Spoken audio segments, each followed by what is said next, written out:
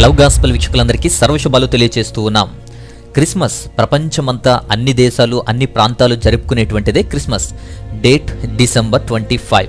చాలా మంది సందేహం ఏంటంటే డిసెంబర్ 25 క్రిస్మస్ కాదు అని, జనవరి 6 అని కొందరు, డిసెంబర్ 25 అని కొందరు, అసలు క్రిస్మస్ లేదు అని ఇంకొందరు. డిసెంబర్ 25 క్రిస్మస్ కాదంట, యేసు పుట్టుకనే కాదంట అని అన్యులు అనుకునేటట్టు చేసేశారు. అయితే దీన్ని క్యాచ్ చేసుకుంటున్నారు విమర్శకులు, మతోన్మాదులు కానీ మత విమర్శకులు కానీ. అంతకుముందు బకెట్ బ్యాచ్, తర్వాత కరోనా బ్యాచ్, తర్వాత బత్తాయి బ్యాచ్, ఇలా ప్రతి సంవత్సరం డిసెంబర్ వస్తే చాలు డిసెంబర్ 25 క్రీస్తు పుట్టాడని చెప్తే 1,00,000 అంటాడు ఒకడు, 25,00,000 అంటాడు ఇంకొకడు. వాళ్లకు బుద్ధి లేదు సరే, వాళ్ళని రెచ్చగొట్టే వారికైనా ఉందా? జాగ్రత్త. డిసెంబర్ 25 ఊరికే పెట్టారా? పని లేక పెట్టారా? అసలు డిసెంబర్ 25 క్రిస్మసేనా? అసలు డిసెంబర్ 25ని యేసుక్రీస్తు పుట్టారా లేదా? ఏదో పండుగని క్రైస్తవులు దొంగలించారా? ఎందుకు డిసెంబర్ 25లోకి ప్రాచుర్యంలోకి వచ్చింది, ఎందుకు ఆ రోజు జరుపుతారో వివరిస్తున్నాను. పూర్తిగా చూడండి, టైం తీసుకోండి, కొంచెం టైం ఇచ్చి తెలుసుకోండి పూర్తిగా క్లియర్గా. సమయాన్ని వెచ్చించకపోతే, కేటాయించకపోతే మనకు క్లారిటీ రాదు, నాలెడ్జ్ రాదు, వివేకం రాదు. కాబట్టి ఏ విషయంలో అయినా సరే ముందుగా ఈ విషయాన్ని ఈ వీడియో ద్వారా తెలియజేస్తున్నప్పుడు టైం కేటాయించి మరి తెలుసుకోవాలి, పూర్తిగా వినాలి అని ముందుగా తెలియజేస్తున్నాను. అయితే ఈ డిసెంబర్ 25 గురించి బైబిల్లో ఉందా? వాక్య ప్రకారంగా కూడా వివరిస్తాను, చరిత్రపరంగా కూడా వివరిస్తాను. ఎలా వచ్చింది, ఎలా మారింది, ఎలా ఆవిర్భవించిందో కూడా నేను చెప్తాను. అప్పుడు నా క్లారిటీ అనేది నేను ఇస్తాను. సో లేట్ చేయకుండా టాపిక్లోకి వెళ్దాం. అసలు ముందు ఫస్ట్ క్వశ్చన్ ఏంటంటే, క్రిస్మస్ అనేది బైబిల్లో ఉందా?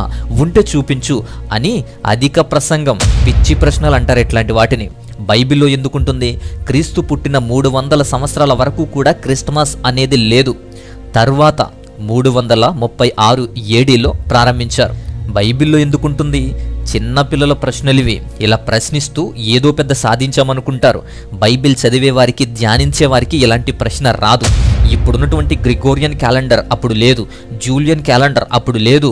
కాబట్టి ఇప్పుడు మనం పెట్టుకున్నటువంటి ఈ తేదీ అప్పుడెలా రాస్తారు? వివేకంగా ఆలోచించండి. డేట్ కాదు కానీ క్రీస్తు పుట్టుక మాత్రం బైబిల్లో ఉంది. క్రీస్తు పుట్టుక చరిత్రలో కూడా ఉంది. చరిత్రకి ఆయన శకపురుషుడయ్యాడు. కాబట్టి టైం ఫ్రేమ్ని కూడా డివైడ్ చేసేదానికి ఆయన శకపురుషుడు కూడా అయ్యాడు. No doubt at all. ఆయన ఆగమనం, ఆయన రాక భూమి మీద ఉంది ఖచ్చితంగా. ఎక్కడ అంటే బెత్లెహేము. ఎవరి ద్వారా అంటే మరియ ద్వారా, పరిశుద్ధాత్మ వలన. బట్ ఎప్పుడు అంటే అదే కొట్టుకునేది అందరూ. ఇది తెలియాలంటే హిస్టరీ తెలుసుకోవాలి. ఆ హిస్టరీని చాలా క్లియర్గా ఇస్తున్నాను, 1 by 1 చక్కగా ఇస్తాను. హిస్టరీ చెప్పే ముందు బిబ్లికల్గా కూడా, బైబిల్ ఆధారంగా కూడా మనం చూద్దాం. సో దాంట్లో మొట్టమొదటిగా ప్రారంభించినటువంటి ఒక థియరీ అనేది ఒకటి ఉంది. దాన్నే జకరియా ఎలిజబెత్ థియరీ అంటారు. సెక్స్టస్ జూలియస్ ఆఫ్రికానస్ అనేటువంటి చరిత్రకారుడు 3rd సెంచురీలో, అంటే 3వ శతాబ్దపు కాలంలో సెక్స్టస్ జూలియస్ ఆఫ్రికానస్ అనేటువంటి వ్యక్తి ఈ ప్రతిపాదన తీసుకొచ్చి నిరూపించారు. అసలు ఏంటిది అంటే ఈ యొక్క జకరియా అండ్ ఎలిజబెత్ థియరీ అంటాం దీన్ని. మొదటగా ఈ విషయాన్ని మనం చూద్దాం. యోహాను గారు 6 నెలల కన్నా ముందు పుట్టారు. యేసుక్రీస్తు వారి కన్నా 6 నెలల ముందు పుట్టారు. తల్లిదండ్రులు ఎవరు? జకరియా, ఎలిజబెత్. జకరియా యాజకుడు, యాజక ధర్మం నెరవేర్తించేవాడు. కాబట్టి యాజకుని యొక్క పరివర్తన ఆయనకుంది. సంవత్సరానికి యాజకత్వం ఎలా చేస్తారు అంటే 24 మంది చేస్తారు. నెలకు 2 చొప్పున చేస్తారు. లూకాసు వార్త 1వ అధ్యాయం 5వ వాక్యంలో జకర్య గురించి రాయబడింది. జకర్య అబియా తరగతి యాజకుడు అని, అంటే అబియా తరగతికి చెందినటువంటి యాజకుడు. యాజకుడు అని తెలుసు కానీ అబియా సంగతి ఏంటి, అబియా తరగతి అంటే ఏంటి అంటే అదే లూకాసు వార్త 1వ అధ్యాయం 8వ వాక్యం ప్రకారము తన తరగతి క్రమం చొప్పున యాజక ధర్మం అనేది జరిగిస్తున్నాడు. సో యాజకులు 24 మంది సంవత్సరానికి యాజక ధర్మం చేస్తారు. నెలకు 2 చొప్పున పూర్తిగా చేస్తారు. నెహెమ్యా గ్రంథం 12వ అధ్యాయం 17వ వాక్యంలో వీటి గురించి ప్రస్తావన ఉంటుంది. యాజక ధర్మం గురించి, ఈ 24 మంది వ్యక్తుల గురించి. ఒకరి తర్వాత ఒకరు పూర్తిగా అక్కడే ఉంటారు. అలా చేసేటువంటి యాజక ధర్మంలో అబియా తరగతి జకర్యాది. మరి అబియా తరగతి అంటే ఏంటి అంటే దీని గురించి తెలుసుకోవాలంటే మనం ప్రారంభంలోకి వెళ్ళాలి. మొదటి దినవృత్తాంతముల గ్రంథం 24వ అధ్యాయం 10వ వాక్యం. అబియా తరగతి అంటే 8వది అని అక్కడ మనకు కనిపిస్తుంది. అంటే 8వ తరగతి, అది 8వ భాగం. ఈ 8వ భాగంలో యాజకుడు జకర్యగా పనిచేస్తున్నాడు. అదే దినవృత్తాంతముల గ్రంథం 24లోనే 7 నుంచి 18 వాక్యాలు చూస్తే ఈ 24 తరగతుల గురించి కనిపిస్తాయి. యాజక ధర్మం గురించి కూడా తెలుస్తుంది. ఒక్కొక్కరిది కూడా 15 రోజులు చొప్పున. నెహెమ్యా గ్రంథంలో చెప్పినట్లు ఈ యాజకులు 24 మంది సంవత్సరానికి యాజక ధర్మం చేస్తారు. దానిలో 8వ తరగతి ఈ యొక్క అబియా తరగతి. ఆ 8వ తరగతిలో, అబియా తరగతిలో యాజకుడైనటువంటి జకర్య పనిచేస్తున్నాడు. అప్పటికి calendar Hebrew calendar, lunar based calendar అది. అంటే మార్చి 15 నుంచి ప్రారంభమవుతుంది. జకర్య 8వ భాగం అంటే ఒక్కొక్క భాగం 15 రోజులు. మార్చి 15 నుంచి ఏప్రిల్ 1 వరకు మొదటి భాగం, ఏప్రిల్ 1 నుంచి 15 వరకు రెండవ భాగం, ఆ విధంగా 8వ భాగం వచ్చేసరికి 8వ తరగతి 8వ భాగం అంటే జూలై 1 నుంచి 15 రోజులు, అంటే జూలై 1 నుంచి 15 వరకు యాజక ధర్మాన్ని ముగించుకొని ఇంటికి వెళ్ళాడు ఈ జక్కర్యా. అయితే గర్భము ధరిస్తే నెలకు తెలుస్తుంది, అంటే గర్భము ఆనాటికి తెరవబడింది అని అర్థం. ఇప్పుడు మరియ దగ్గరకు వద్దాం. మరియకు కూడా నమ్మకం కలగడానికి దేవదూత ఏం చెప్పింది అంటే ఎలిజబెత్కు 6 నెలలు అని చెప్తుంది. లూకా సువార్త 1వ అధ్యాయం 37 నుంచి 38 వాక్యాల్లో. అంటే ఎలిజబెత్కు 6 నెలలు తర్వాత మరియ గర్భము ధరించింది. ఎలిజబెత్ ఆగస్టు 15 నుంచి స్టార్ట్ అయింది కాబట్టి ఆగస్టు 15 ప్లస్ 6 నెలలు అంటే సో మరియ నుంచి స్టార్ట్ అయింది. సాధారణంగా బిడ్డను కనటానికి 280 డేస్ 280 రోజులు పడుతుంది. 40 వీక్స్ అంటాం, 9 months and some days. So 9 నెలలు నిండిన తర్వాత కొన్ని రోజులు, ఈ 9 నెలల 10 రోజులు అని మనం చెప్పవచ్చు. ఇప్పుడు మార్చి 15 నుంచి 9 నెలలు అంటే మార్చి 15 నుంచి 9 నెలలు లెక్కించాలి. మార్చి 15 నుంచి ఏప్రిల్ 15, ఏప్రిల్ 16 నుంచి మే 15, ఆ విధంగా లెక్కించుకుంటూ 9 నెలలు వెళ్తే డిసెంబర్ 15 వస్తుంది. డిసెంబర్ నెలలో పుట్టినట్టు అంచనా. డిసెంబర్ 15 ప్లస్ కొన్ని రోజులు 10 రోజులు అంటే డిసెంబర్ 25.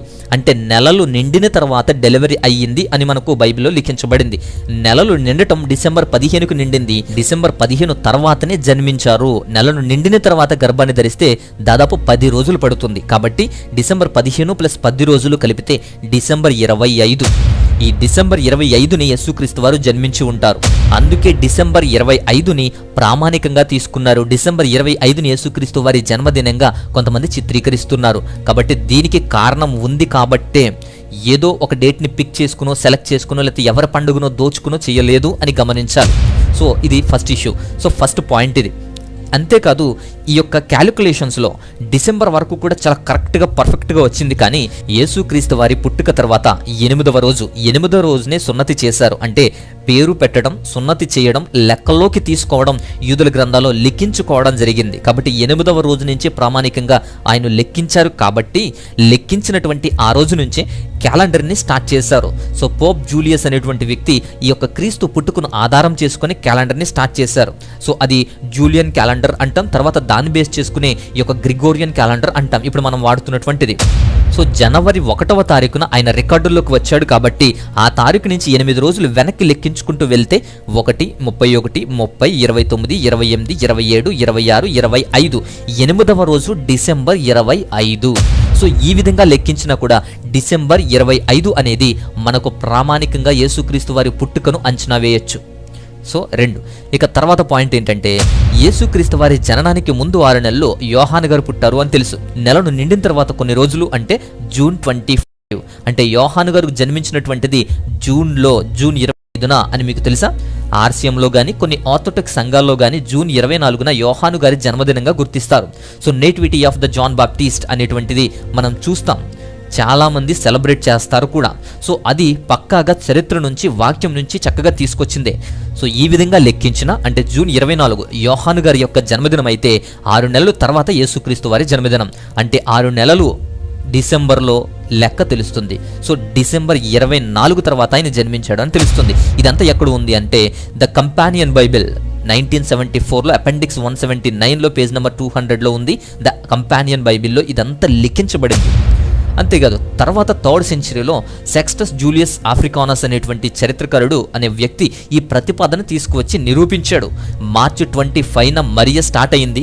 9 నెలల తర్వాత డిసెంబర్ 25న ఆయన జన్మించారు అని చెప్పి ఈయన కూడా చెప్పారు. ఇక నెంబర్ 5, 5వది ఏంది అంటే క్యాలెండర్. సో క్యాలెండర్ ఎలా వచ్చింది? చరిత్రని కాలాన్ని కొలవడానికి ప్రామాణికంగా ఏదైనా కావాలి. ప్రపంచాన్ని ప్రభావితం చేసేవారిలో మోస్ట్ ఇంపార్టెంట్ వ్యక్తి, హిస్టారికల్ వ్యక్తి జీసస్ క్రైస్ట్. సో చరిత్ర ఈయన్ని బట్టి ఒక డివైడ్ పాయింట్గా చేసి కాలాన్ని కొలుస్తున్నారు. క్యాలెండర్ వచ్చింది. సో 1607లో జోహనస్ కెప్లర్ అనేటువంటి శాస్త్రవేత్త యేసుక్రీస్తు వారు జననం ఆధారంగా ఆకాశంలో నక్షత్రాలు పుట్టాయి కాబట్టి గ్రేట్ కంజంక్షన్ అనేది జరిగింది అని చెప్పి ఆ గ్రేట్ కంజంక్షన్ కోసం పరిశోధన చేస్తే ఆయనకు దొరికినటువంటి గ్రేట్ కంజంక్షన్ అనేది దాన్ని బట్టి లిఖించాడు. పైగా యేసుక్రీస్తు వారిని సున్నతి చేసింది, పేరు పెట్టబడింది ఎప్పుడో అప్పటి నుంచే రికార్డుల్లో ఉంది గనక ప్రామాణికంగా తీసుకున్నారు. ఎప్పుడైతే పేరు లిఖించబడిందో, ఎప్పుడు పేరు పెట్టబడిందో చరిత్రలో అప్పటి నుంచే లెక్కిస్తారు. సెన్సస్లో యాడ్ చేస్తారు, లెక్కల్లోకి తీసుకొస్తారు. అంతేకాదు హేరోదు కాలం కూడా ప్రామాణికమే. అంతేకాదు ఏ కాలంలో నక్షత్రం పుట్టింది, ఎక్కడ పుట్టింది అనేటువంటిది ధర్మశాస్త్రం ప్రకారం, అలాగే ఖగోళంలో జరిగేటువంటి ఖగోళ శాస్త్రం ప్రకారం సంభవాన్ని బట్టి జ్ఞానులు వచ్చారు. ఈ విషయాలన్నీ కూడా చక్కగా వివరించినటువంటి వ్యక్తులుగా చరిత్రకారుడైనటువంటి అంటే గ్రీక్ హిస్టోరియన్ హెరిటోడస్ అనేటువంటి వ్యక్తి దీని గురించి వివరించాడు. హెరిటోడస్ చరిత్ర పితామహుడు అని మనం పిలుస్తాం. అలాంటి వ్యక్తి ఈ యొక్క సంభవాన్ని కూడా వివరించారు. అంతేకాదు Jewish philosopher Philo of Alexandria ది ఆఫిఫిసియో మూండి అనేటువంటి చరిత్ర దాంట్లో కూడా ఈ విషయాన్ని, ఈ ఆస్ట్రాలికల్ ఎవిడెన్స్ గురించి వ్రాసారు. అంతేకాకుండా డియోనిసస్ ఎగ్జిగస్ అనేటువంటి వ్యక్తి యేసుక్రీస్తు వారిని ఆధారంగా చేసుకుని జనవరి 1 నుంచి క్యాలెండర్ని ప్రారంభిస్తారు. అంటే టైం ఫ్రేమ్ని స్టార్ట్ చేస్తారు, అన్నో డామినీ అని. దానికి 8 రోజులు వెనక్కి వెళ్తే 1, 31, 30, 29, 28, 27, 26, 25 8వ రోజు డిసెంబర్ 25. కాబట్టి ఈ క్యాలెండర్ ప్రామాణికంగా తీసుకుని వెళ్ళినా కూడా December 25 is the birth of Jesus అని చెప్పి ప్రామాణికంగా తీసుకున్నారు. సో ఇది వాక్య ప్రకారంగాను క్యాలెండర్ ప్రకారంగాను కూడా మనం వివరించినటువంటి 5 అంశాలు. ఇక 6వ అంశం ఏంటి అంటే ఇది కూడా వాక్య ప్రకారంగానే యూదుల పండుగ. So festival of lights, so వెలుగు పండుగ, వెలుగు గుర్చినటువంటి పండుగ అంటాం. అది హనుక్కా, మందిర ప్రతిష్ఠ దినం, మందిర ప్రతిష్ఠ రోజు. కాబట్టి ఈ యొక్క రోజుని జ్ఞాపకం చేసుకుంటూ హనుక్కా అనేటువంటి పండగ చేస్తారు. ఎప్పటికీ కూడా యూదుల హనుక్కా పండగ జరుగుతూనే ఉంటుంది. అది యోహాను సువార్త 10:22 వాక్యంలో మనకు కనబడుతుంది. యేసుక్రీస్తు వారు కూడా ఆ పండుగలో పాల్గొన్నారు. అయితే కాకుండా యెరూషలేము మందిరంలో ఆయన ఉన్నట్లు మనం చూస్తాం. పైగా అది జరిగింది ఎప్పుడు అంటే శీతాకాలం అని మనం చూస్తాం. శీతాకాలం 23వ వచనం చూడండి, శీతాకాలం అని ఉంటుంది. ఈ పండుగ ఎప్పుడు చేస్తారు, ఎప్పుడు జరుగుతుంది అంటే వారి యొక్క హిబ్రూ క్యాలెండర్ ప్రకారం అది కిజ్లేవ్ నెల 25వ రోజున చేస్తారు. కిజ్లేవ్ అంటే అది మన క్యాలెండర్ ప్రకారం డిసెంబర్. So December 25. కిజ్లేవ్ అనేది హిబ్రూ క్యాలెండర్ ప్రకారం 9వ నెల. ఈ 9వ నెల అంటే నవంబర్ డిసెంబర్ మధ్య వస్తుంది. సో కిజ్లేవ్ 25వ రోజు అంటే ఖచ్చితంగా డిసెంబర్లోనే వాళ్ళు ఈ యొక్క పండుగను చేస్తారు. సో హనుక్కా అనేటువంటి పండుగ కూడా వెలుగు పండుగ, అది కూడా డిసెంబర్ నెలలో జరుగుతుంది. లోకానికి నిజమైనటువంటి వెలుగు యేసుక్రీస్తు వారు, యోహాను సువార్త 1:9 వాక్యంలో. కాబట్టి డిసెంబర్లో ఆయన్ని కూడా స్మరిస్తున్నారు. దాన్ని బట్టి కూడా వీళ్ళు లెక్కలోకి తీసుకోవడానికి ఇది అవకాశంగా మారింది. So 6th point. ఇకపోతే ఇప్పుడు చరిత్రలోకి వెళ్దాం. చరిత్రను జాగ్రత్తగా అర్థం చేసుకోండి. స్టార్టింగ్ నుంచి ఎండింగ్ వరకు కూడా నేను క్లియర్గా ఇస్తాను, ఎందుకు దీన్ని వీళ్ళు ప్రతిపాదిస్తున్నారు, ఎందుకు వీళ్ళు చేస్తున్నారు అని. డిసెంబర్ 25 పాగన్ హాలిడేనా, సూర్యదేవుణ్ణి ఆరాధించేవారా, సో మైత్ర పుట్టినరోజా? అసలు ఈ చరిత్ర చెబుతాను, క్లియర్గా వినండి. రోమా సామ్రాజ్య కాలంలో 1వ శతాబ్దం నుంచి కూడా క్రైస్తవులు హింసించబడుతున్నారు. క్రైస్తవులను వారు హింసిస్తూ ఉంటున్నారు. ఆ కాలం అది 313 AD వరకు కూడా హింసలు పొందుతూనే ఉన్నారు క్రైస్తవులు. సంఘాన్ని, క్రైస్తవులను హింసించబడుతూ హతసాక్షులుగా మారిపోయారు చాలామంది. ఈ 300 సంవత్సరాలు కూడా క్రిస్మస్ లేదు, ఈస్టర్ లేదు, సువార్త ప్రకటన మాత్రమే వారి ధ్యేయం. అనేక చిత్రహింసలకు గురయ్యారు, ఎందుకంటే వారికి స్వేచ్ఛ లేదు గనుక. కాబట్టి ఈ 300 సంవత్సరాలు కూడా క్రిస్మస్లు, ఈస్టర్లు లేదా పండుగలు, న్యూ ఇయర్లు ఇలాంటివి లేవు. ఎందుకు అంటే వాళ్ళకి స్వేచ్ఛ లేదు. అందుకే ఆనాడు అపోస్తులు కానీ తర్వాత 1వ శతాబ్దపు క్రైస్తవులు కానీ ఎప్పుడూ కూడా ఇలా సెలబ్రేషన్స్ చేసుకునేటువంటి పరిస్థితి వారికి లేదు. అకార్డింగ్ టు ద లైబర్ ఫౌంటిఫికాలస్, ఈ పోప్ సెయింట్ టెలిస్పోరస్ అనేటువంటి వ్యక్తి మాస్ అనేటువంటి కార్యక్రమాన్ని ప్రారంభించాడు. ఏంటి అంటే రాత్రికాలపు ఆరాధనలు ప్రారంభించాడు. యాక్చువల్లీ ఆరాధనలు అంటే ఈ క్రిస్మస్ ఆరాధనలే. అంటే రాత్రికాల సమయంలో, రాత్రి వేళల్లో ఆరాధనలు జరిపే విధంగా ఆయన ప్రారంభించాడు.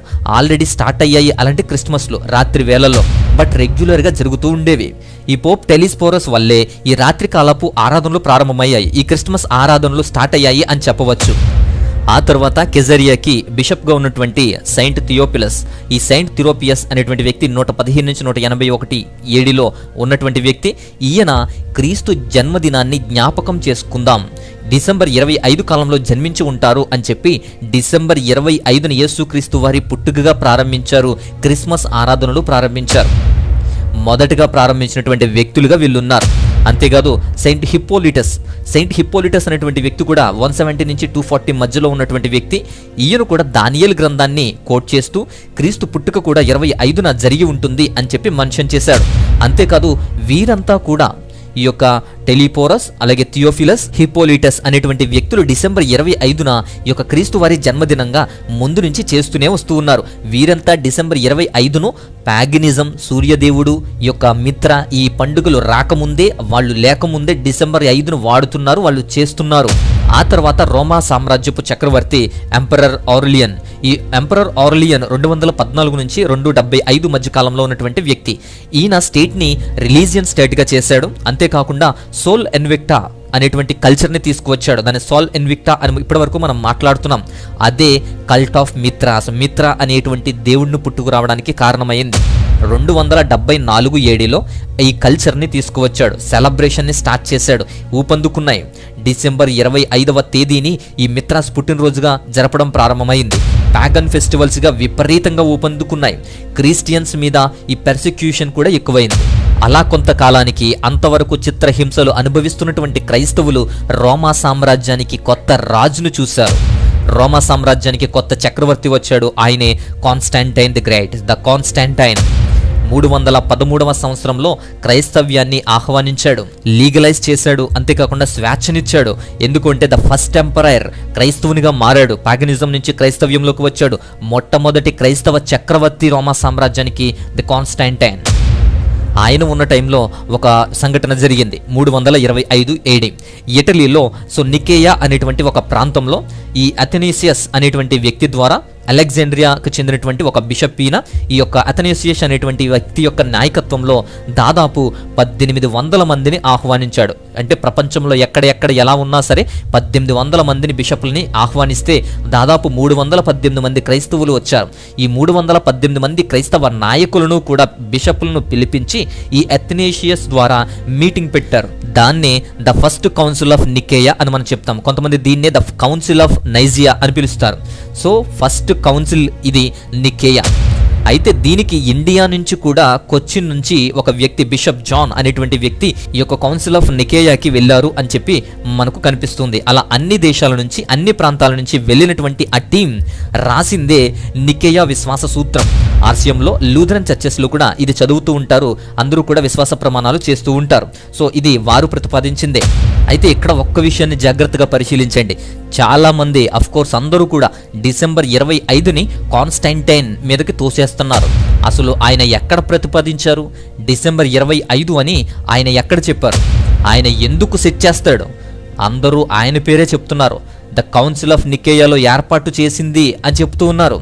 అసలు కౌన్సిల్ ఆఫ్ నికేయాలో ఏర్పాటు చేసింది కూడా ఆరియన్ కాంట్రవర్సీ కోసం.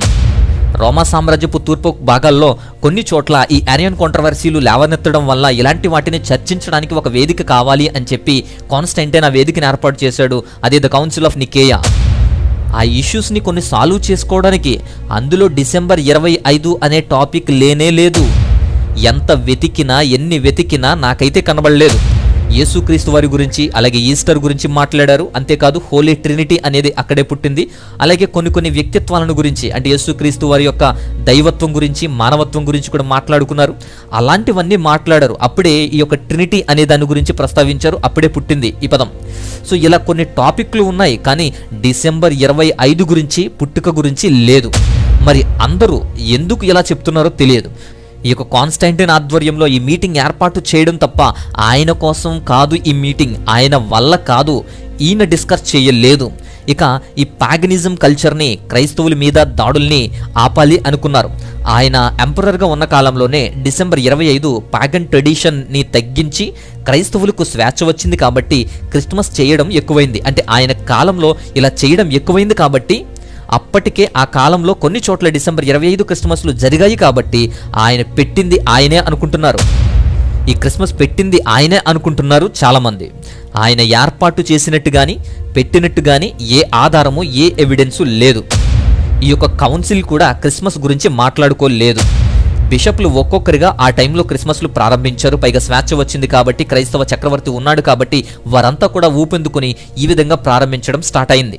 క్రైస్తవ చక్రవర్తి కాబట్టి కొంత మార్చాలి అనుకున్నాడు. ఎందుకంటే ఆయన వచ్చేంత వరకు కూడా అక్కడ విగ్రహారాధన, ప్యాగనిజం, ముఖ్యంగా సూర్యుని ఆరాధించేవారు.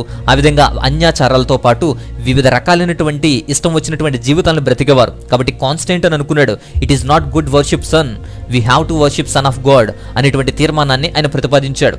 అంతే తప్ప ఆయన క్రిస్టమస్ని ఇంట్రడ్యూస్ చేయలేదు. క్రిస్మస్ గురించి మనం మాట్లాడాలి అంటే పోప్ లిబారియస్ గురించి మనం మాట్లాడదే. సో పోప్ లిబారియస్ అనేటువంటి వ్యక్తే 352 నుంచి 366 మధ్యలో ఉన్నటువంటి వ్యక్తి రోమ్లో క్రిస్మస్ చేశాడు. ఈయన వల్లే క్రిస్మస్ స్టార్ట్ అయింది, ఈయనే క్రిస్మస్ స్టార్ట్ చేశాడు, ఈయన వల్లే అది ప్రాచుర్యంలోకి వచ్చింది అని గుర్తుపెట్టుకోండి పోప్ లైబీరియస్. ఆ తర్వాత saint Gregory Nazianzus. Saint Gregory Nazianzus 389. ఈ 389లో కాన్స్టాంటినోపిల్లో, అంటే ఈ రోమా సామ్రాజ్యపు రాజధాని అయినటువంటి కాన్స్టాంటినోపిల్లో క్రిస్మస్ యొక్క మాస్ అనేది చేశాడు. సో ఆరాధన, దేవుని యొక్క ఆరాధన అనేది చేశాడు ఈవినింగ్ టైంలో.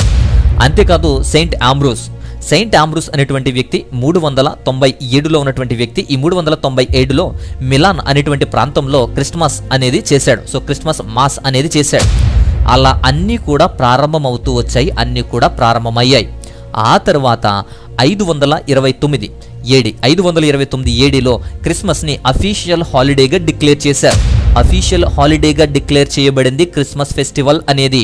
కాబట్టి గుర్తుంచుకోండి, ఏదో ఒక డేట్ని పిక్ చేసి తీసుకోలేదు, ఏది పడితే అది తీసుకోలేదు. కాన్స్టాంటైన్ కావాలని పెట్టింది కాదు, సూర్యదేవుని గురించి పెట్టింది కాదు. Already accepted by the church, already సంఘంలో జరుగుతూ వస్తున్నటువంటి క్రమం ఇది. క్రైస్తవులు అంగీకరించింది, ఆమోదించింది. కాబట్టి ఆ తేదీనే సెట్ చేశారు, ఆ తేదీనే తీసుకున్నారు. So it's clear. సో ఇంకేంటి అంటే తర్వాత పాయింట్, ఇది పాగన్ హాలిడేనా, మరి సూర్యదేవుడిని ఆరాధించేటువంటిది ఏంటి అనేది చూస్తే రోమన్స్ చేసేటువంటి పండుగ సాటర్నాలియా, అంటే శని గ్రహాన్ని గుర్తు చేసుకుంటూ పండగ జరుగుతుంది. ఈ సాటర్నాలియా అనేది ఈ డిసెంబర్ 1 నుంచి 17 వరకు కూడా వస్తుంది, కొన్నిసార్లు 17 నుంచి 23 వరకు కూడా వస్తుంది. కాబట్టి ఈ యొక్క డిసెంబర్ 1 వారంలోనే సాటర్నియా జరుగుతుంది తప్ప, మధ్యలో వస్తుంది తప్ప, ఏదో ఒక రోజు మాత్రమే ఉండేది తప్ప ఇది డిసెంబర్ 25న చేసేది కాదు. సాటర్నాలియా అనేది డిసెంబర్ 25కి సంబంధం లేదు. ఇక అది బాగా లేట్ క్యాలెండర్లోకి వచ్చేటప్పటికి, అంటే మరి వింటర్ సాల్స్టేట్లో ఉండేటప్పటికి డిసెంబర్ 23న మాత్రమే వస్తుంది తప్ప, చాలామంది సాటర్నాలియాకి ప్రతిరూపం ఇది అంటున్నారు. సాటర్నాలియా టైం ఫ్రేమ్లో క్రిస్మస్ అనేది ఫిట్ అవ్వలేదు, దానికి దీనికి సంబంధం లేదు. అందుకే గుర్తు చేస్తున్న సాటర్నియాలకి డిసెంబర్ 25కి నో కనెక్షన్. ఇక తర్వాత పాయింట్, సూర్యదేవుడిని పండుగ డిసెంబర్ 25 కదా అనేది ఇంకో ప్రశ్న. బర్త్డే ఆఫ్ అన్కాంకర్డ్ సన్ అనేటువంటిది. సో యాక్చువల్గా అర్నేలియన్ అనేటువంటి చక్రవర్తి స్టార్ట్ చేశాడు. ఈ అర్నేలియన్ చక్రవర్తి సెలబ్రేట్ చేసేవారు 274 ఏడీలో ఈ యొక్క సూర్యదేవుని ఆరాధన, మిత్ర ఆరాధన, ఈ యొక్క పాగనిజం అనే దాన్ని ప్రారంభించి ఒక సెలబ్రేషన్గా చేయాలి అని చెప్పి ఈయన స్టార్ట్ చేశాడు. బట్ అది డిసెంబర్ 25 వరకు వచ్చింది. తర్వాత 313లో కాన్స్టాంటైన్ వచ్చాక, క్రైస్తవ్యాన్ని లీగలైజ్ చేశాక, క్రీస్తు జననాన్ని మాత్రమే జ్ఞాపకం చేసుకుంటున్నారు. క్రైస్తవులకు స్వేచ్ఛనిచ్చాడు, పైగా వారు చేస్తున్న ప్రతిదానికి సపోర్ట్ చేస్తూ వచ్చాడు. కాబట్టి ఆయన ప్రతిపాదించాడు. అందుకే కాదు, ఇక క్రైస్తవులను ఆకట్టుకోవడానికి కూడా ఒక పొలిటికల్ మూవ్గా కూడా ఆయన చేశాడు అని చెప్తున్నది చరిత్ర. అంతేకాదు, పాగన్ యొక్క ఆచారాలు, విగ్రహారాధనతో ఉన్నటువంటి వారు వెలుగులోకి రావాల్సినటువంటి వారు వెలుగుని ఇచ్చేది ఆ ఒక్క కారణంతోటే, అంటే వెలుగునిస్తుంది అనే సూర్యుని ఒక్క కారణంతోటే సూర్యుని కొలుస్తున్నారు అని, వారి నిజమైనటువంటి వెలుగును, నిజమైన దైవాన్ని ఆరాధించాలి కాబట్టి ఆయన ప్రోత్సహించారు. అక్కడ చాలా వరకు అనేక క్రిస్మస్లు చేసుకుంటూ వచ్చారు. సో యాన్సియంట్ కోడెక్స్ చూడండి, ఆ టైంలో డిసెంబర్ 25 నేటివిటీ ద అన్కాంకర్డ్ అని ఉంటుంది. సో నేటివిటీ ద అన్కాంకర్డ్, ఇక్కడ అన్కాంకర్డ్ అనగానే అన్కాంకర్డ్ సన్ అనుకుంటున్నారు. అన్కాంకర్డ్ అంటే కొట్టి చూడండి, జీసస్, యేసుక్రీస్తు వారి గురించి చెప్తుంది, అంతేగాని సో నేటివిటీ ఆఫ్ అన్కాంకర్డ్ సన్ కాదు. ప్రస్తుతం ఒరిజినల్గా కూడా మానేసి ఇదే చెప్తున్నారు. పాగన్ ఫెస్టివల్స్గా కానీ, సూర్యదేవుడిని ఆరాధించాలని కానీ లేకుండా పూర్తిగా తొలగించి క్రిస్మస్ చేశారు వాళ్ళు. ఈ పాగన్ కల్చర్ కన్నా ముందే యేసుక్రీస్తు నేటివిటీని ఐడెంటిఫై చేశారు అని మనకు తెలియాలి. చాలామంది బిషప్లు వీటికన్నా ముందే క్రిస్మస్ చేశారు అని మనకు తెలియాలి. ఇక తర్వాత పాయింట్ ఏంటంటే, తర్వాత సంవత్సరాల్లో అంటే 337 నుంచి 352 ఏడి, ఈ కాలంలో వచ్చినటువంటి వ్యక్తే పోప్ జూలియస్ 1 అంటాం. ఈ పోప్ జూలియస్ అనేటువంటి వ్యక్తే క్రిస్మస్ని అధికారికంగా డిసెంబర్ 25న జరుపుకోవాలి అని అందరికీ చెప్పాడు, అందరినీ ఆహ్వానించాడు, అలా జరుపుకునేలా చేశాడు. సో పోప్ జూలియస్ వల్ల అందరూ డిసెంబర్ 25న క్రీస్తు పుట్టుకగా చేసుకునేడానికి అలవాటు పడ్డారు. ఆ విధంగా సెట్ అయిపోయింది. జూలియన్ క్యాలెండర్ తెలుసుగా, అంటే మనం ఇప్పుడు వాడుతున్నటువంటి ఈ యొక్క గ్రిగోరియన్ క్యాలెండర్ కన్నా ముందు వాడేది జూలియన్ క్యాలెండర్, అప్పుడు అదే వాడేవాళ్ళం. దాన్ని కనిపెట్టినటువంటి వ్యక్తి పోప్ జూలియస్. 330లో ఈయన కాలమానం ప్రకారం, అంటే కాలమాన్ని లెక్కించి జనవరి 1 నుంచి అంటే క్రీస్తు పుట్టుకను ఆధారంగా చేసుకుని జనవరి 1 నుంచి జూలియన్ క్యాలెండర్ అనేది ప్రతిపాదించాడు. డిసెంబర్ 25న ఆయన క్రీస్తు పుట్టిన రోజు అని, పుట్టింది డిసెంబర్ 25 అని చెప్పి అనౌన్స్ చేశాడు. అందుకే ఆయన డిసెంబర్ 25న జరుపుకోవాలని అందరికీ పిలుపునిచ్చాడు. అందరూ కూడా దాన్ని ఫాలో అయ్యారు. ఇక నెక్స్ట్ పాయింట్, తర్వాత అంశం ఏంటి అంటే, ఈ యొక్క రోమా సామ్రాజ్యపు తర్వాత కొంతకాలానికి వచ్చినటువంటి చక్రవర్తి జూలియన్ ద అపోస్టేట్. ఈ జూలియన్ ద అపోస్టేట్ అనేటువంటి వ్యక్తి 361-363 మధ్య ఉన్నటువంటి వ్యక్తి. ఈయన వచ్చిన తర్వాత మళ్ళీ ఈ రోమా సామ్రాజ్యాన్ని ప్యాగనిజం వైపు తీపాడు. ప్యాగనిజం వైపు మళ్లించాలనుకున్నాడు. క్రిస్మస్ ఆరాధనలు తగ్గించి దాని ప్లేస్లో అన్కాంక్రెడ్ సన్ అనేటువంటి దాన్ని ఆర్డర్ ఇచ్చాడు. అదే సోల్ ఇన్విక్టస్ అంటాం. వారి యొక్క పరిభాషలో సోల్ ఇన్విక్టస్ అంటే సూర్యదేవుణ్ణి ఆరాధించేటువంటి పండుగలు, సూర్యదేవుణ్ణి ఆరాధించేటువంటి క్రమం. ఇక్కడ అసలు ప్రాబ్లం ఏంటి అంటే, అదే రోజు, పైగా డిసెంబర్ 25న తీసుకురావడమే, అదే రోజు చేయడమే ఇక్కడ అసలు ప్రాబ్లం. సో ప్యాగన్ పండుగ రోజు క్రిస్మస్ పెట్టలేదు. క్రిస్మస్ జరిపేటువంటి రోజుల్లోనే పాగన్ ఫెస్టివల్ని జరిపారు, సెట్ చేశారు అని అర్థం చేసుకోవాలి. అప్పుడు కొత్త దేవుడు పుట్టాడు, మిత్రాస్. సూర్యదేవుణ్ణి కుమారుడిగా కొలుస్తున్నారు. మిత్రాస్ అనేటువంటి వ్యక్తి డిసెంబర్ 25న పుట్టారు అనేటువంటిది అమల్లోకి వచ్చింది. సో ఈ యొక్క ఆర్డర్ ప్రకారం అందరూ కూడా ఈ యొక్క క్రిస్మస్ని డిసెంబర్ 25ని పాగన్ ఫెస్టివల్గా చేయడం కూడా స్టార్ట్ చేశారు. క్రైస్తవులంతా డిసెంబర్ 25ని క్రిస్మస్లు చేస్తూ ఉంటే, డిసెంబర్ 25ని క్రైస్తవేతరులందరూ కూడా పాగన్ ఫెస్టివల్స్, సోల్ ఇన్విక్టస్ సూర్యదేవుని ఆరాధనలు, మిత్రాస్ పుట్టినరోజులు చేస్తూ ఉండేవారు. సో ఇది టైలర్స్ మార్షల్స్ రాసినటువంటి ద ఎటర్నల్ సిటీ అనేటువంటి గ్రంథంలో, Rome and origins of Christianity అనేటువంటి గ్రంథంలో వివరించారు. ఈ హిస్టరీ అంతా కూడా, చరిత్ర అంతా చాలా చక్కగా క్లియర్గా ఉంటుంది. అంతేకాదు అనేకమైనటువంటి చారిత్రక గ్రంథాలు అన్నీ కూడా విశదీకరించి అనలైజ్ చేసినటువంటి గ్రంథాలను కూడా పరిశీలించిన తర్వాత ఈ చరిత్ర అంతా కూడా స్పష్టమైంది. క్రిస్మస్ అనేది క్రీస్తు ఆరాధన, అంటే క్రీస్తు మాత్రమే ఉన్నారు. క్రిస్మస్లో ప్యాగనిజం ఉండదు, సూర్యుని కొలవరు, మిత్రాస్కి దీనికి సంబంధం లేదు, మిత్రాస్ని పూజించరు. ఒక్కరోజు వచ్చినంత మాత్రాన తప్పు అంటే ఎలా? Of course December 25 is a adopted day. పుట్టింది అదే రోజు అని కాదు, కానీ ఆధారాలను బట్టి, సంభవాలను బట్టి అడాప్టెడ్ ఫ్రమ్ ఎవిడెన్సెస్, అడాప్ట్ చేసుకున్నదే. అంతేకాదు ఇంకొక పాయింట్ ఏంటంటే, క్రిస్మస్ అనేది జనవరి 6వ తారీఖున చేస్తారు చాలామంది. మనం కూడా చూస్తూ ఉంటాం, జనవరి 6వ తారీఖున క్రిస్మస్లు చేస్తారు. వారి వాదన ఏంటి అంటే, క్రిస్మస్ అనేది డిసెంబర్లో కాదు జనవరిలో అనేది వారి వాదన. పుట్టుక అని కాదు, కానీ వాళ్ళు చేసేటువంటి పండుగ ఎక్కడి నుంచి వచ్చింది అంటే ఎఫిఫనీ అనేటువంటిది చూస్తాం. సో మీరు కూడా ట్రై చేసి చూడండి. ఎఫిఫనీ అని చూస్తే చాలామంది అదే పేరుతో పండుగ చేస్తారు. ఎందుకో తెలుసా? దైవ కుమారుడు అని గుర్తించింది అప్పుడే. ఆయన దైవ కుమారుడు అని ఎందుకు అంటే, జ్ఞానులు కలిసింది ఆ రోజే. సో జ్ఞానులు గిఫ్ట్లు ఇచ్చింది ఆ రోజే. రోమా సామ్రాజ్యంలో కూడా ప్యాగనిజం ఫోర్స్ వల్ల డిసెంబర్ 25 నుంచి జనవరి 6 వరకు దాదాపు 12 రోజులు క్రిస్మస్ జరిపేవారు. అంటే ఈ 12 రోజులు కూడా రాత్రి వేళల్లో ప్రార్థనలు పెడుతూ, ఒకరి ఇంటికి ఒకరు వెళుతూ, చాలా ఆత్మీయమైనటువంటి సాన్నిహిత్యంతో ఉంటూ, ఆత్మీయులు పలకరించుకుంటూ, చక్కగా ఒకరి తర్వాత ఒకరు గృహాలకు వెళ్తూ బహుమతులు ఇస్తూ, సో ఈ విధంగా 12 రోజులు జరుపుకునేవారు. లాస్ట్ 6వ తారీఖున, అంటే జనవరి 6వ తారీఖున 12వ రోజున గ్రాండ్గా సెలబ్రేట్ చేసి ప్రేయర్ అనేది పెడతారు. కాబట్టి అది వాడుకలోకి వచ్చింది. అంతేకాదు ఇక్కడ ఇంకొక డిఫరెన్స్ ఏంటంటే, క్యాలెండర్ డిఫరెన్స్ని బట్టి కూడా. ఎందుకు అంటే, జూలియన్ క్యాలెండర్ ప్రకారము జనవరి 6వ తారీఖున, అలాగే గ్రిగోరియన్ క్యాలెండర్ ప్రకారము డిసెంబర్ 25వ తారీఖున మనకు కనిపిస్తుంది ఈ యొక్క క్రిస్మస్ అనేది. ఆ తర్వాత ఇంకొక వ్యక్తి గురించి కూడా మనం మాట్లాడాలి. తర్వాత వచ్చినటువంటి వ్యక్తి పోప్ గ్రిగరీ 1. ఈయన క్రీస్తు శకం 590 నుండి 604 వరకు కూడా ఉన్నటువంటి వ్యక్తి. ఈయన పోప్గా ఉన్నప్పుడు ఇంగ్లాండ్లో సువార్త ప్రకటించడానికి పంపించారు. సెయింట్ అగస్టిన్ అనేటువంటి వ్యక్తిని ఇంగ్లాండ్కు సువార్త ప్రకటించడానికి ఈయన్ను పంపిస్తారు. ఎందుకు అంటే, అక్కడ రాణి క్రైస్తవురాలు, అక్కడ ఉన్నటువంటి రాణి క్రైస్తవురాలు కాబట్టి ఆమె సహాయం తీసుకుని ఈ యొక్క అగస్టిన్ పంపిస్తారు. ఈ రాణి అనుమతించడం వల్ల అగస్టిన్ అనేటువంటి వ్యక్తి సువార్త ప్రకటిస్తూ డిసెంబర్ 25వ తారీఖున, అంటే డిసెంబర్ 25వ తారీఖున చాలా మందికి బాప్తీసాలు ఇవ్వడం జరిగింది. అక్కడ 25న బాప్తీసాలు ఇచ్చి చాలా మందిని రక్షణలోకి తీసుకురావడం ద్వారా, ప్రార్థనలు చేయడం ద్వారా అక్కడ డిసెంబర్ 25న చేయటం అలవాటయ్యింది. ఈ బ్రిటిష్ వారు, ఇంగ్లాండ్ వారు ఈ విధంగా డిసెంబర్ 25న వారు ఈ యొక్క ప్రార్థనలు చేయడం ప్రారంభించారు. ఆ విధంగా వారు ఎక్కువగా చేస్తూ వచ్చారు.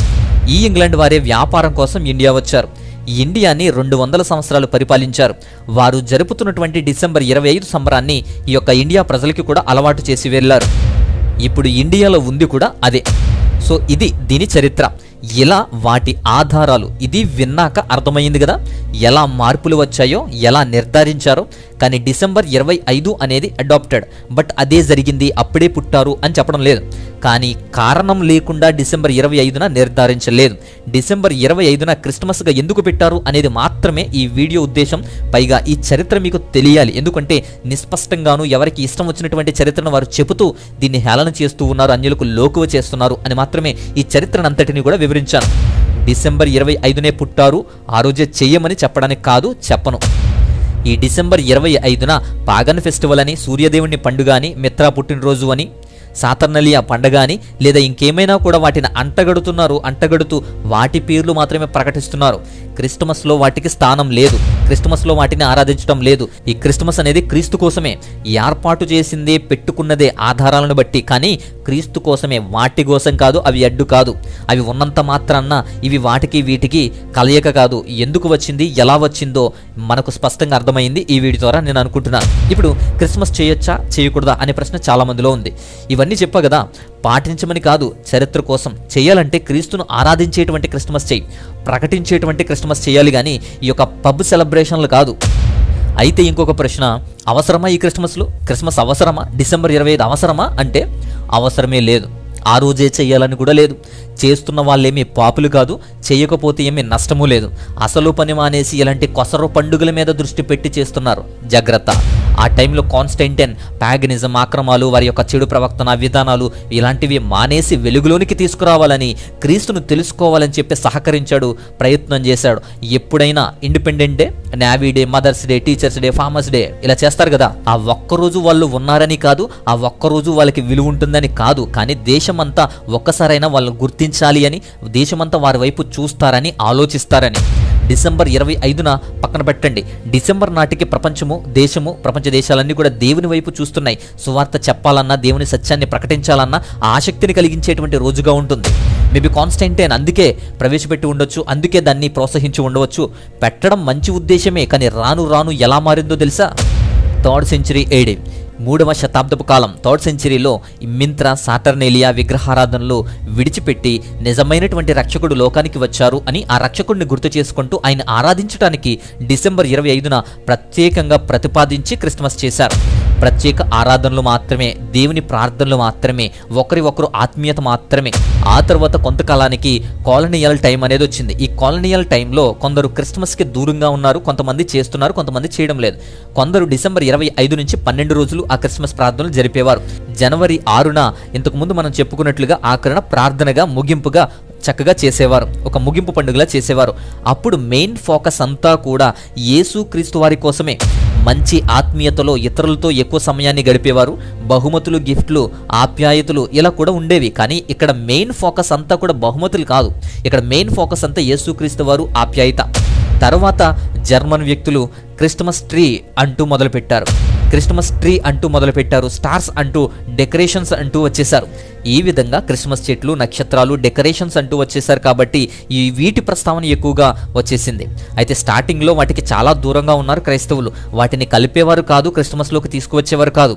కానీ రాను రాను అవే క్రిస్మస్ అయిపోయాయి. ఇప్పుడు అవి ఉంటేనే క్రిస్మస్ అన్నట్టుంది, క్రిస్మస్ అంటే అవే అన్నట్టుంది. క్రిస్మస్ చెట్టు అనేది స్టార్టింగ్లో వాళ్ళు యాక్సెప్ట్ చేయలేదు, కానీ రాను రాను కొన్ని సిద్ధాంతాలన్నీ కలగలుపుకుని వచ్చిన తర్వాత చెట్టును కూడా ఆరాధించేటువంటి వ్యక్తులుగా మారిపోయారు. దాన్ని డెకరేట్ చేయడం, అలంకరించుకోవడం, ఈ విధంగా చాలా మంది దాన్ని ఒక ఆర్నమెంట్ గానే కాదు, దాన్ని బిలీవ్ చేసేవారు కూడా. అంటే ఎంత ఆశ్చర్యం, అర్థం చేసుకోవాలి.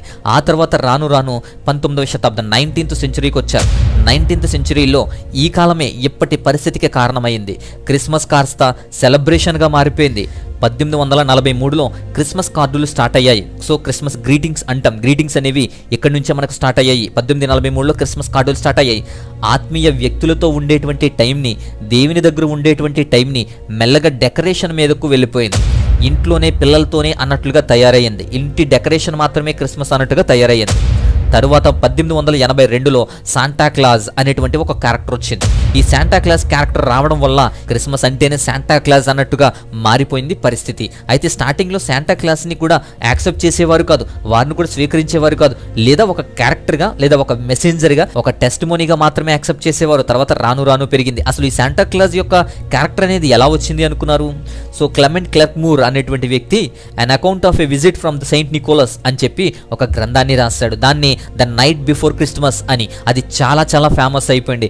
అక్కడ స్టార్ట్ అయినటువంటి ఈ శాంటా క్లాస్ క్యారెక్టర్ నేడు క్రీస్తు వారిని మరిచే విధంగా శాంటా క్లాజే కనిపిస్తుంది ప్రతి చోట. ఇక జర్మన్ క్రిస్టియన్స్ ట్రీలు ఎక్కువగా ఆరాధించబడుతుండేవి. ఇక వాళ్ళు సెలబ్రేషన్స్ డెకరేషన్స్ కోసం వాడేటువంటి ఈ ట్రీస్ కాస్త ఆరాధనకు వర్షిప్కి కూడా మారిపోయినాయి. Queen Victoria and prince Albert వీరు పాటించడం వల్ల వీరి వల్ల చాలా చాలా పాపులర్ చేసేసారు. క్రిస్మస్లో భాగం అయిపోయాయి. ఇప్పుడు తర్వాత 20th సెంచరీ 20వ శతాబ్దం ట్రెడిషన్స్ కంటిన్యూ అవుతూనే వచ్చాయి. అసలు క్రిస్మస్ మర్చిపోయే విధంగా మారిపోయింది. క్రిస్మస్ కోసమే స్టోర్లు వ్యాపారాలుగా మార్చేశారు. ఈ టైంలోనే టాయ్ స్టోర్లు రావడానికి అదే కారణం. టాయ్ స్టోర్లు ఇప్పుడు మనం చూస్తున్నాం. అప్పట్లో ఈ యొక్క క్రిస్మస్ గురించి స్టార్ట్ అయ్యాయి. అంతేకాదు పీస్, వార్, ఫీస్ట్ అనేది కనబడడం లేదు, వర్షిప్ లేదు, ఆత్మీయత లేదు, దేవుడు కూడా దూరం అవుతున్నాడు. ఆ విధంగా తయారైన పరిస్థితి. అంతేకాదు తర్వాత హాలిడే ట్రెడిషన్గా మారింది, హాలిడే కల్చర్గా కూడా మారిపోయింది. 1924లో ఫస్ట్ మ్యాసిస్ డే పారడే అనేది జరిగింది. దేనికోసం అంటే క్రిస్మస్ షాపింగ్ కోసమే అప్పట్లో జరిగేది. ఇప్పటికీ కూడా మ్యాసిస్ ప్యారడేస్ ఇప్పటికీ జరుగుతూ ఉంటే బొమ్మల్ని ఊరేగిస్తూ ఉంటారు. సో అప్పటి నుంచే మనకు కూడా దివాళీ సేల్, ఆషాఢం ఆఫర్లు అంటూ వస్తూ ఉన్నాయి. ఈ ఆఫర్లు అప్పటి నుంచే ప్రారంభమయ్యాయి.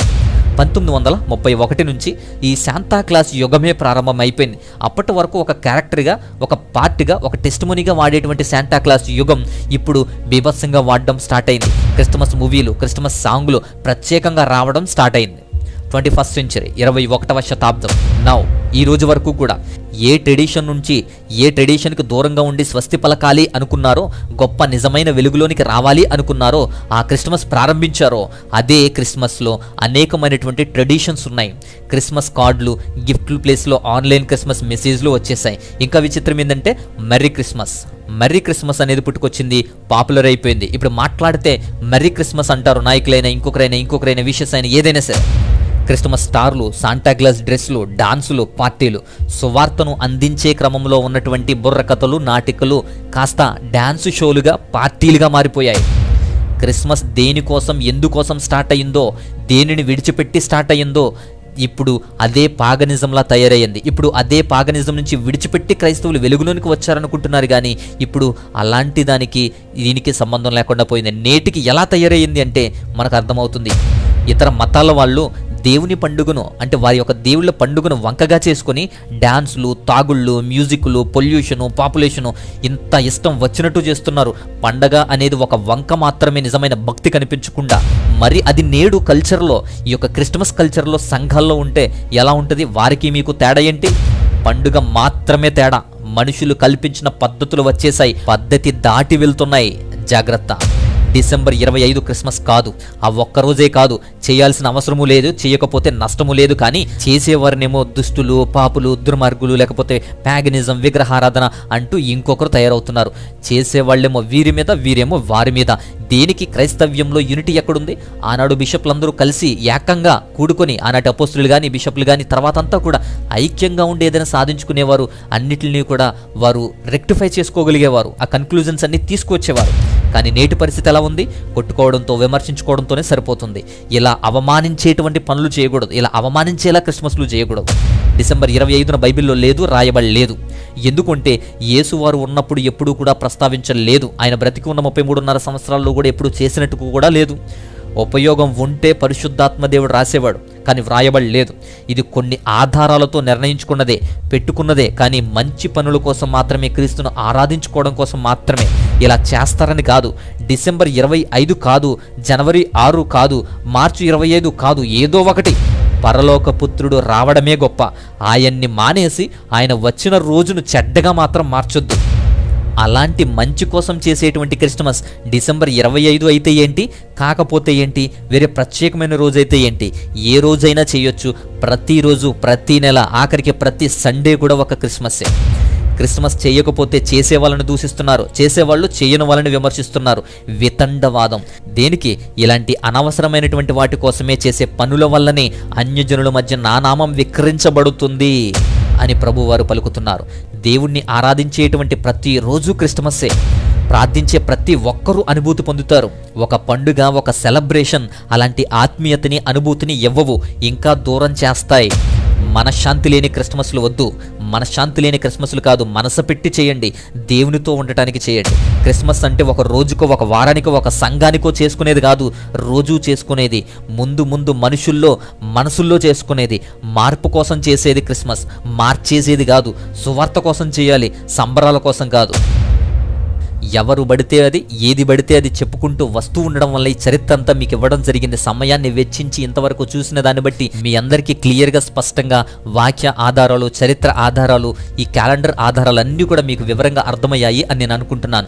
ఈ వీడియోలో ఇంత క్లియర్గా ఎక్కడ లేని విధంగా, ఎవరు చెప్పని విధంగా ఈ వీడియో స్పష్టంగా ఉంది కనుక మీకు నచ్చితే లైక్ చేయండి, ఇతరులకు కూడా ఈ అంశాన్ని తీసుకువెళ్ళండి, ఈ అంశాన్ని షేర్ చేయండి ఖచ్చితంగా. ఎందుకు అంటే అనేటువంటి వ్యక్తులు ఇంకా అర్థం చేసుకోవాలి, అనేకమైనటువంటి ఆత్మలు ఇంకా బలపడాలి. కాబట్టి వీడియోని లైక్ చేయండి, ఇతరులకు కూడా షేర్ చేయండి. డిస్క్రిప్షన్లో ఇంకా లింక్స్ ఉన్నాయి, ఇన్స్టాగ్రామ్, ఫేస్బుక్, వాట్సాప్ లాంటివి. అంతేకాకుండా మరిన్ని అంశాల కొరకు చూస్తూనే ఉండండి, గమనిస్తూనే ఉండండి. ప్రతి వీడియోలోనూ కూడా మంచి అంశాన్ని మీకు అందించడానికి నేను ప్రయత్నం చేస్తాను. మరొక అద్భుతమైనటువంటి అంశంతో మరొక వీడియోలో మరలా కలుసుకుందాం. అంతవరకు దేవుని మహా ఉన్నతమైన కృప, కాపుదల మనందరికీ తోడయండి, బలపరచునుగాక. ఆమెన్.